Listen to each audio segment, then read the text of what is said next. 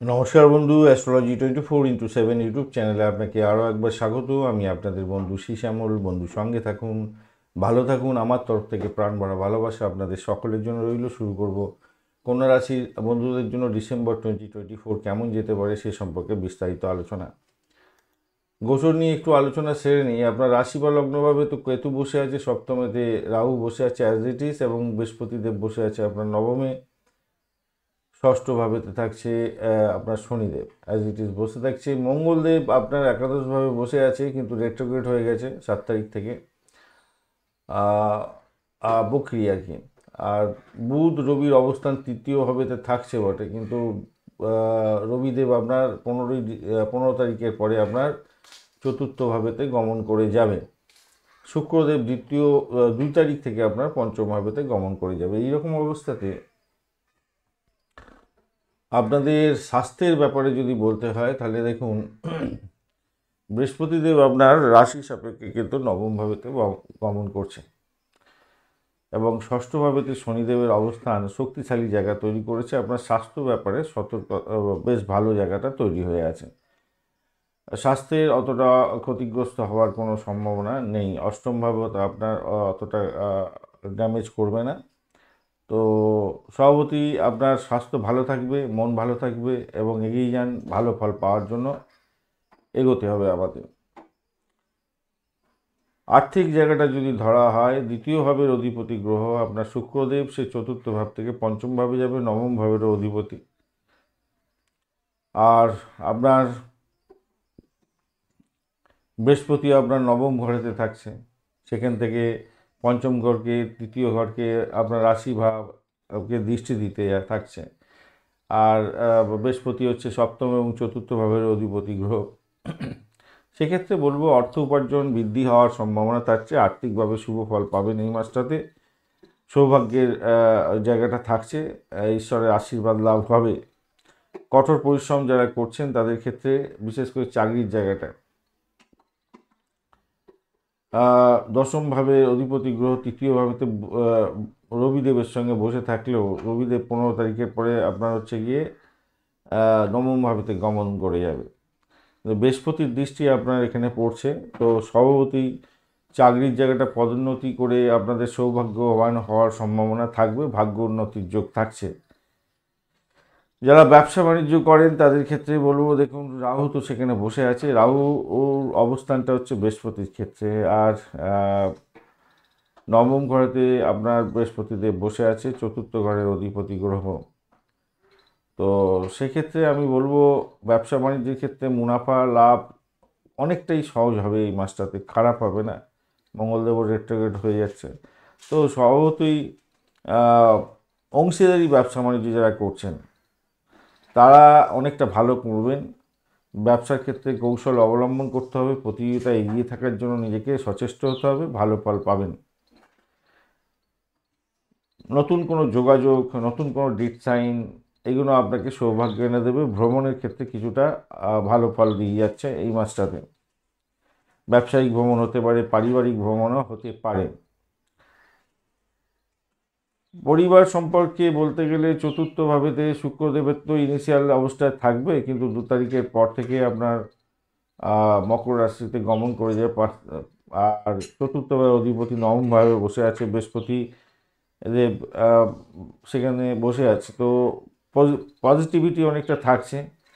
পারিবারিক ক্ষেত্রে সুখ স্বাচ্ছন্দ্যগুলো বজায় থাকবে। সৌভাগ্য অর্জন করার ব্যাপার থাকছে, সকলের সঙ্গে মিলমিশ বজায় থাকবে। মা বাবার আশীর্বাদ প্রাপ্তির সুযোগ থাকছে। উচ্চশিক্ষা এবং প্রাইমারি শিক্ষার ক্ষেত্রে ভালো ফল পাওয়ার সম্ভাবনা থাকবে। নিশ্চিতভাবে শুভ ফল পেতে যাচ্ছেন, ভালো হবে। আর কিছুটা তর্ক বিতর্ক সম্ভাবনা থাকবে, কেন শুক্রদেব এবং বৃহস্পতিদেব একে অপরের অ্যান্টি হয়ে থাকে। পঞ্চমভাবে যখন শুক্রদেব গমন করে যাবে, তখন অ্যাকচুয়ালি তো শুক্রদেব হচ্ছে প্রেমের দেবতা, বৃহস্পতি ধনের দেবতা। তো ঘটনা হচ্ছে বৃহস্পতিদেব দেবতাদের দেবতা, আর শুক্রদেব হচ্ছে দৈত্যদের দেবতা। এই দুজনের মধ্যে একটা ফিকশন হবে পারিবারিক ক্ষেত্রে। সেক্ষেত্রে আমি বলবো কিছুটা একটু ওই পরিবারের লোকজনের মধ্যে বোঝাপড়ার অভাব হতে পারে। প্রেম প্রীতি ভালোবাসার মধ্যে যারা আছেন তাদেরকে বলবো একটু সামান্য সতর্কতা অবলম্বন করতে হবে।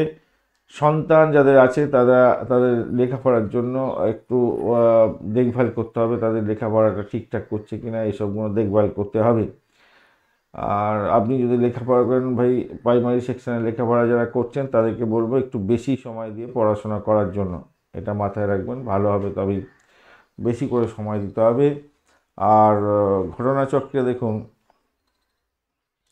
যারা প্রেম প্রীতিতে লিপ্ত আছেন তারা তো ভালো ফল পাবেন, একটু ওই মানসিকতার মধ্যে একটু সমস্যা হতে পারে, একটু ওই একে অপরকে সন্দেহের বাতাবরণ তৈরি হওয়া এই সমস্তগুলো হবে, কিন্তু আলটিমেটলি গেইন করে যাবেন। আর বিবাহের কথাবার্তার জন্য এগোতে পারেন, প্রেম যারা করছেন তারা বিবাহের দিকে এগোতে পারেন, সেক্ষেত্রে অনুকূল ফল পাওয়ার সম্ভাবনা থাকবে বলে মনে করছি। ভালো হতে যাচ্ছে, খারাপ নয়, খুব খারাপ না।